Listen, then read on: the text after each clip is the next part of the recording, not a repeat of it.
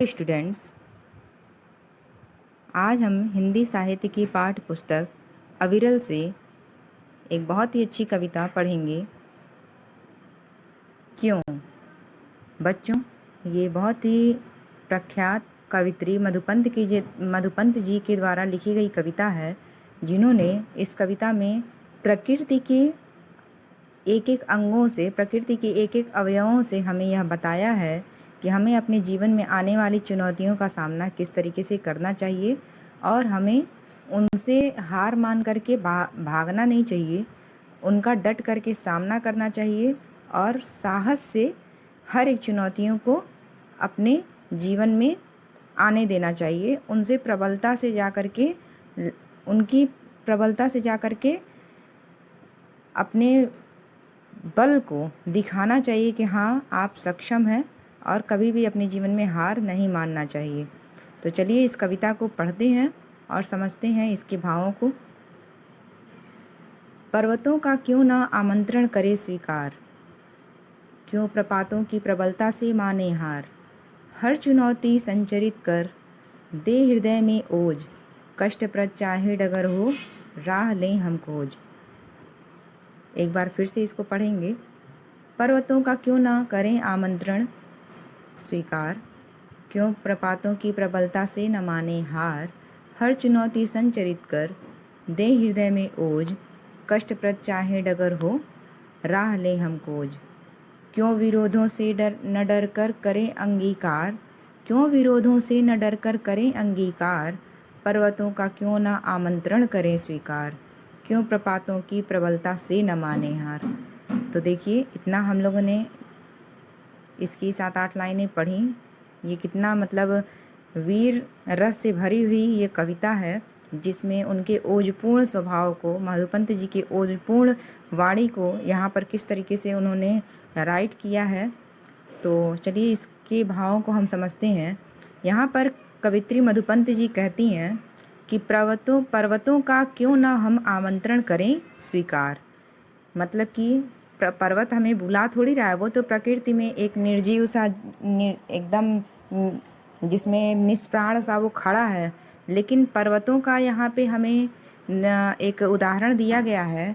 तात्पर्य यह है कि पर्वत जितना अपने सीने को चौड़ा करके हमारे सामने एक खूब बड़ा पहाड़, एक बाधा सा खड़ा रहता है, और हम लोग अब विज्ञान की मदद से, अब मनुष्य कितना मतलब प्रकृति से आगे जा चुका है कि विज्ञान की मदद से और अपने शक्ति से उन पर्वतों को, उन बाधाओं को भी पार करके उस पार वो जाने की हिम्मत रखता है। तो वही चीज़ यहाँ पे कवित्री मधुपंत जी कहती हैं कि हम पर्वतों के आमंत्रण को भी स्वीकार करते हैं कि वह हमारे सामने यदि बाधा बन करके खड़ा होता है तो हम उससे भिड़ने में सक्षम हैं और उसके आमंत्रण को स्वीकार करते हैं। ठीक इसी तरीके से हमको अपने जीवन में आने वाली बाधाओं को भी पार करने की हिम्मत रखनी चाहिए, ताकत रखनी चाहिए। क्यों प्रपातों की प्रबलता से न माने हार। प्रपात मतलब होता है झरना, जो कि यहाँ पे इस दृश्य में दिखाया गया है। क्यों प्रपातों की प्रबलता, जब कोई झरना पानी जब ऊपर से गिरता है तो पानी बहुत ही वेटफुल होता है और वो बहुत ही वजनी होता है, बहुत ही तेज़ धारा से वो गिरता है, जिसकी वजह से धरती कट भी जाती है। जहाँ पे वो गिरता है वो पूरा मतलब पहाड़ों को, पर्वतों को तोड़ देता है। ठीक है, तो उनकी तेज धारा जो अपने साथ कुछ भी बहा कर ले जा सकती है, उससे भी न हार मानने के लिए यहाँ पे बात कही गई है। मधुपंत जी ने कहा है कि अगर इस तरीके से कोई तूफान आंधी की तरह भी हमारी राह में आए और हमारे कार्य में बाधा डालते हुए हमको बहा कर ले जाए, तो हम उनसे भी हार ना माने और उनका डट करके सामना करें। हर चुनौती संचरित कर, संचरित मतलब होता है इकट्ठा करना और संजोना। हर चुनौती संचरित कर मतलब कि चाहे हम अगर अपने लक्ष्य में जीवन पथ पर आगे बढ़ रहे हैं तो उनमें आने वाली जितनी भी चुनौतियां हैं उन सब को हम इकट्ठा करके अपने हृदय में ओज दें। अपने हृदय में क्या दें? ओज दें, मतलब कि अपने हृदय की चमक से, अपनी हृदय की तेज शक्ति से उसको क्या करें? उसको मात दे सकें। कष्ट पर चाहे डगर हो राह ले हम खोज। चाहे हमारे जीवन की बाधाएं कितनी भी कष्टप्रद हों, हमारे जीवन की राह चाहे कितनी भी दुखदाई हो, हम उनमें आगे बढ़ने की राह हमेशा खोज सकें। ठीक, अब हमारे अंदर की शक्ति ऐसी होनी चाहिए। क्यों विरोधों से न डरकर करें अंगीकार। मतलब कि हमारे कार्य में आने वाली जितने भी विरोध भाव हैं, जैसे अगर आप देखते होंगे कि अगर आप कुछ कार्य आगे करने जा रहे हैं, जैसे मान लीजिए आप पढ़ रहे हैं, तो आपने सोचा कि चलो आज हम इतना पढ़ देते हैं, तो तब तक घर में किसी ने आपसे कुछ बोला कि चलो हम कुछ करते हैं और चलो थोड़ा सा ये थोड़ा वर्क कर दो, वो कर दो, तो आपका दिमाग वहाँ पे क्या होता है, थोड़ा सा डाइवर्ट होता है। लेकिन आपको हर चीज़ों को देखते हुए अपने वर्क पे फोकस करना है और उसको आगे लेकर के बढ़ना है। वो सारी चीज़ें लगी रहेंगी, लेकिन आपको अपने लक्ष्य को कभी भी छोड़ना नहीं है, कभी लाइफ में गिव अप नहीं करना है, कभी भी अपने आप को डिफीट नहीं होने देना है, हमेशा बने रहना है। ठीक है, तो यहाँ तक आपको आज मैंने समझाया। इसके आगे है, निर्झरों की तरह अपनी राह का निर्माण, निर्झरों की तरह अपनी राह का निर्माण कर सकें अविचल अगर हो बिन हुए निष्प्राण। मतलब कि निर्झर मतलब भी होता है झरना, निर्झर मतलब भी झरना होता है। तो जो झरना होता है, यहाँ पे जो पानी ऐसे आता है, तो वो खुद ही अपनी राह का वो कैसे भी बहता है, अपनी तेज गति और धीमी गति, अपने भाव, अपने भार के अनुसार वो अपने राह खुद बना लेता है कि वो उसको कहाँ से बहना है, कैसे बहना है। तो उसी तरीके से हमें भी अब जब जीवन में बाधाएं आती हैं, तो हमें उन बाधाओं के साथ क्या करना है कि हमें अपना राह खुद बनाना है कि हम अपनी राह में आगे, अपने बाधाओं से बच करके हम अपने आगे कैसे बढ़ेंगे। अगर हमारी राह में कोई बाधाएं आ रही हैं, हम ऐसे जा रहे हैं, हमारा कार्य रुक रहा है, यहाँ पे बाधा आ रही है, तो हम उससे कैसे बच के निकलेंगे, इसके लिए हमें खुद ही अपनी बाधाओं, अपनी राह बनानी है।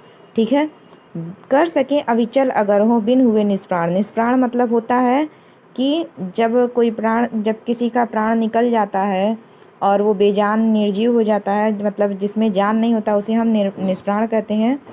कर सकें अविचल, अविचल मतलब होता है कि कोई भी चीज़ हमें जो मतलब हमें क्या करता है, वो कर सके अविचल अगर हो, मतलब जो भी चीज़ हमारे सामने आती है, तो हम अपनी ताकत से और अपनी शक्ति से, अपनी क्षमता से उनको क्या कर सकें, उनको हटा सकें, उनको निर्जीव कर सकें। मतलब कि अगर हम आगे बढ़ रहे हैं और अगर कोई चीज़ आ रहा है, तो हम अपनी तेज से उनसे बच के निकल सकें और उन बाधाओं को वहीं पर डिफीट कर दें, मतलब निष्प्राण कर दें कि वो हमारा कुछ भी नहीं बिगाड़ सकती, और अपने राह से विचलित ना हो, अपने पथ पर आगे बढ़ते जाएं। ठीक है, अपने पथ पर आगे हमेशा बढ़ते जाएं, जहाँ भी आपको जाना है।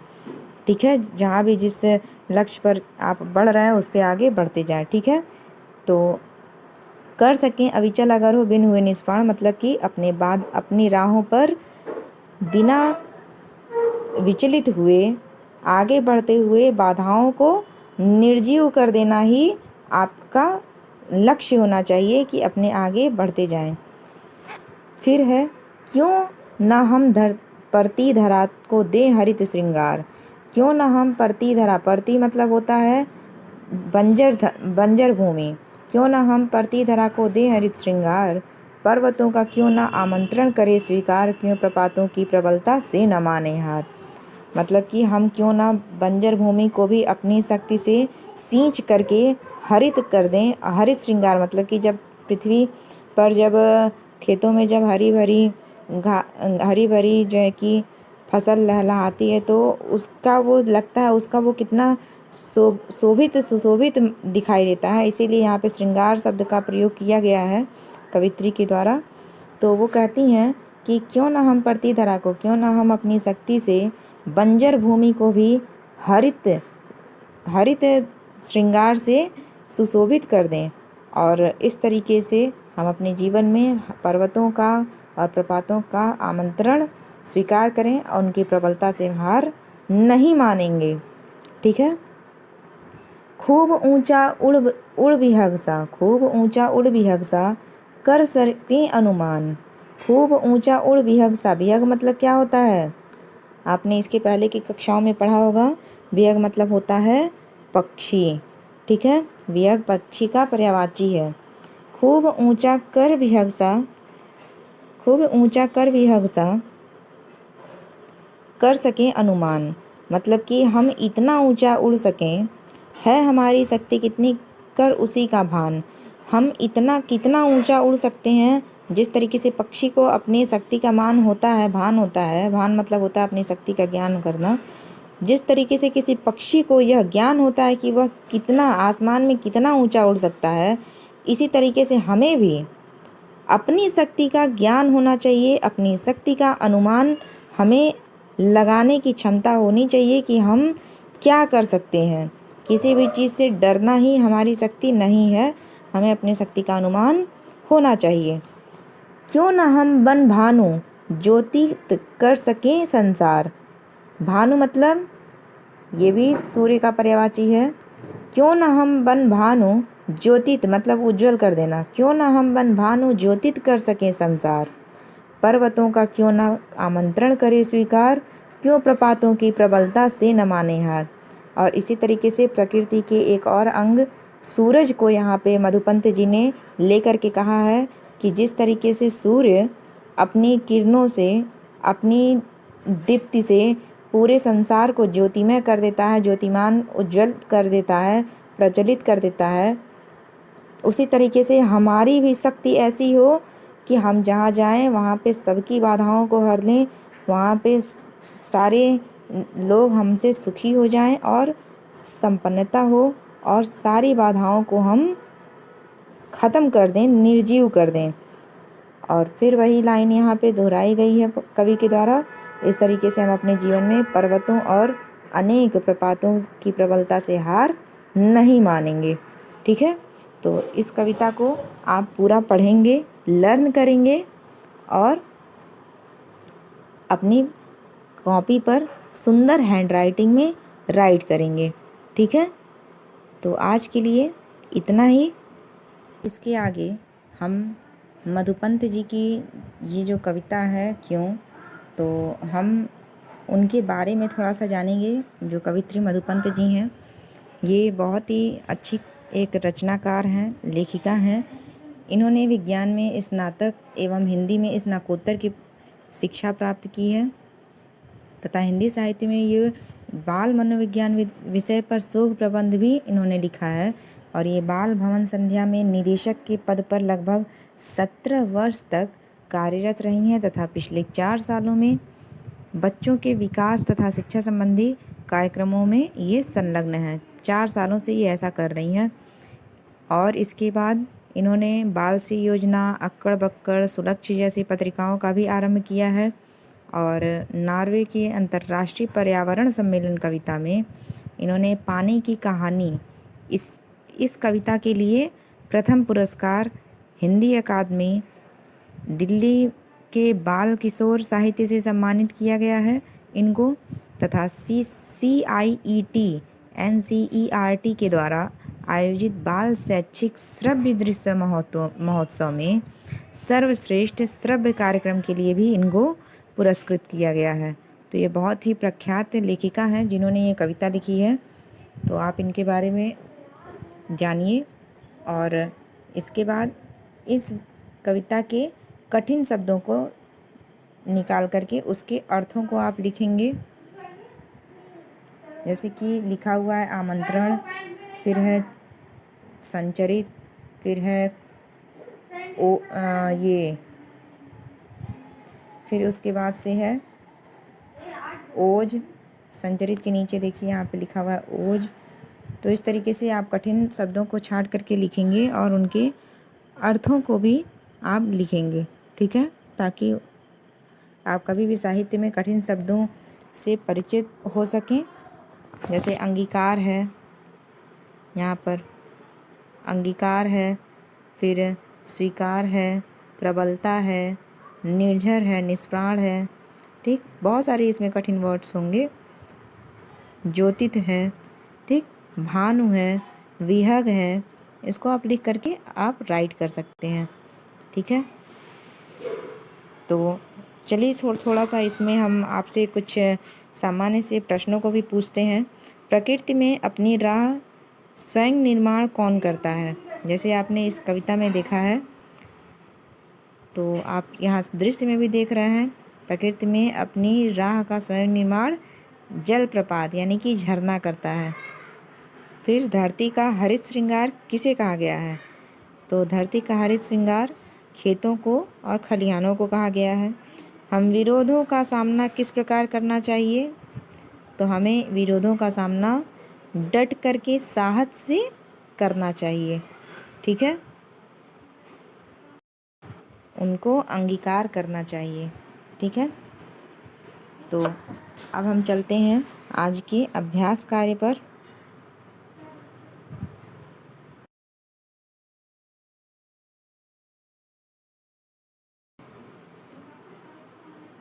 इसके अभ्यास कार्य पे आप ध्यान दीजिए। बहुविकल्पी प्रश्न, नीचे दिए गए विकल्पों में गलत विकल्प चुन करके गलत का निशान लगाइए। कविता में हमें जीवन में चुनौती स्वीकार करने का संदेश कौन देता है? तो चुनौती स्वीकार करने का संदेश पर्वत देता है। ठीक, पर्वत हमें क्या संदेश देते हैं? जीवन में अडिग रहो, भयभीत न हो, निश्चिंत रहो। जीवन में अडिग रहो, जिस तरह वह स्थिर है उसी तरीके से हमको भी स्थिर रखने के लिए बात कहता है। हरित धरती का श्रृंगार किससे है? पेड़ पौधों से है। हमें किसके समान जीवन में हार नहीं मानना चाहिए? प्रपात के समान। ठीक है, सूर्य हमें क्या संदेश देता है? प्रकाशवान बनो। जीवन में खूब ऊंचा उठकर अपनी शक्ति का भान करने का संदेश कौन देता है? पक्षी। ठीक, तो आप इस तरीके से अपनी पुस्तक में टिक करेंगे। अब आते हैं व्याकरण की तरफ, जो कि आपकी पुस्तक का एक अलग व्याकरण पार्ट है। इसमें पहला देखिए, इसमें कुछ शब्द दिए गए हैं, उनका विलोम छाट करके लिखना है। तो मैंने आपको बोला था कठिन शब्द लिखिए, तो यहाँ पे उसमें भी उसी प्रकार यहाँ पे कुछ शब्द हैं, हो सकता है आपको इसके अर्थ पता हो या ना पता हो, मैंने आपको फ़िलहाल बताया है। प्रबलता, प्रबलता का हो जाएगा निर्बलता। कष्टप्रद, कष्टप्रद का हो जाएगा सुखप्रद। फिर है विरोध, विरोध का हो जाएगा समर्थन। किसी चीज़ का विरोध करना और किसी चीज़ को सहमति देना मतलब होता है समर्थन। निर्माण का हो जाएगा विनाश। फिर ऊंचा का हो जाएगा नीचा। हार का हो जाएगा जीत। फिर स्वीकार का हो जाएगा अस्वीकार। ठीक है, मान का हो जाएगा अपमान। ठीक है बच्चों, तो इस तरीके से आप इसको अपने पुस्तक में टिक करेंगे। आगे है, नीचे लिखी पंक्तियों को गद्य के रूप में लिखिए। कष्टप्रद चाहे डगर हो, राह ले हम खोज। तो पद्य जब होता है तो काव्य साहित्य में इसमें पद्य होता है और गद्य साहित्य में गद्य होता है, जिसको खड़ी बोली में लिखते हैं और सामान्य बोलचाल की भाषा में लिखते हैं, उसको हम गद्य कहते हैं। तो सामान्य बोलचाल की भाषा में इसका अर्थ होगा, तो इसमें डगर मतलब होता है राह। ठीक है, तो इसका हम लोग अर्थ लिखेंगे, हमारी राह में आने वाली जितनी भी बाधाएं हैं, हम उन बाधाओं में भी अपनी राह खोज लें और उनका निर्माण कर लें, यही इसका अर्थ है। फिर निर्जरों की तरह अपनी राह का निर्माण, इसका मतलब निर्जर मतलब होता है प्रपात, तो प्रपात की ही तरह हम भी अपने जीवन में अपनी राह का निर्माण स्वयं कर सकें, बाधाओं को पार करके आगे बढ़ने की क्षमता रखें। ये इसकी 4 लाइनें हो गई। अब इसके बाद रिक्त स्थानों की पूर्ति करेंगे। भाषा की सबसे छोटी इकाई वर्ण है। वर्णों के सार्थक समूह को शब्द कहते हैं।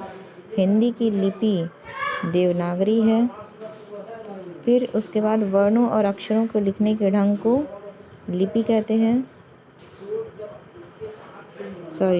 यहाँ पे होगा वर्ण। भाषा की सबसे छोटी इकाई को वर्ण कहते हैं और वर्णों और अक्षरों के लिखने के ढंग को लिपि कहते हैं। ठीक है, भाषा के क्षेत्रीय रूप को बोली कहते हैं। तो ये बहुत ही इजी है, ये आप खुद से कर सकते हैं। अब उसके आगे बढ़िए, नीचे लिखे संज्ञा शब्दों को छांटकर सही स्थान पर लिखिए। तो बच्चों यहाँ पे संज्ञा के बारे में थोड़ा सा एक्सप्लेन किया है, इसको आप स्वयं पढ़ेंगे, क्योंकि मैं यहाँ पे संज्ञा आपको व्याकरण में समझाई हुई हूँ, तो वहाँ से आप समझेंगे संज्ञा क्या है। यहाँ पे दोबारा मैं एक्सप्लेन नहीं करूँगी, आप वहाँ पे डिस्क्रिप्शन में जा कर के आप हमारे लिंक को ओपन करके देख सकते हैं कि संज्ञा में मैंने क्या समझाया है, और उसके बाद इसको सॉल्व करेंगे। व्यक्तिवाचक संज्ञा किसे कहते हैं? तो जो एक पर्टिकुलर व्यक्ति का नाम होता है उसे हम व्यक्तिवाचक संज्ञा कहते हैं, किसी एक निश्चित चीज़ का। तो सूर्य हो गया, दिल्ली हो गया और हिमालय, ये यहाँ पे आप लिखेंगे, ये व्यक्तिवाचक संज्ञा है। फिर जातिवाचक संज्ञा, जातिवाचक संज्ञा हो जाएगा हमारा, पहले प्रबलता यहाँ पे भाववाचक संज्ञा हो जाएगा, शक्ति भी भाववाचक संज्ञा हो जाएगा और चुनौती भी भाववाचक संज्ञा हो जाएगा। ठीक, इसके बाद जातिवाचक संज्ञा है यमुना। यमुना वैसे जातिवाचक संज्ञा नहीं होगा, व्यक्तिवाचक होगा, क्योंकि यह एक निश्चित नदी का नाम है। जातिवाचक संज्ञा होगा हृदय, कवि, बस यही दो होगा जातिवाचक संज्ञा। ठीक है बच्चों, इसके आगे है भाववाचक संज्ञा। तो जिस तरीके से यहाँ मीठा का मिठास बनाया गया, उसी तरह बूढ़ा का हो जाएगा बुढ़ापा, सुंदर का हो जाएगा सुंदरता, बच्चा का बचपन, खट्टा का खटाई या खट्टापन, लिखना का लिखाई या लिखावट, चढ़ना का चढ़ाई या चढ़ाई, अपना का अपनापन, पराया का परायापन और मोटा का मोटापा। ठीक है, तो इस तरीके से आप इसको करेंगे। और यहाँ पे कुछ चीज़ों की कल्पना करने के लिए और कुछ कार्यकलाप दिए हैं बच्चों, आप चाहें तो इनको भी पढ़ के अपने जीवन में प्रयोग कर सकते हैं, क्योंकि ये तो अब तक आपने जो पढ़ा है वो तो आपकी पढ़ने की चीज़ें हो गई, ये सब थोड़ी सी एक्टिविटी है जो आपको करना चाहिए। ठीक है, आप अपने खाली समय में इन सब चीज़ों को कर सकते हैं। ठीक है, तो आज के लिए इतना ही। Thank you.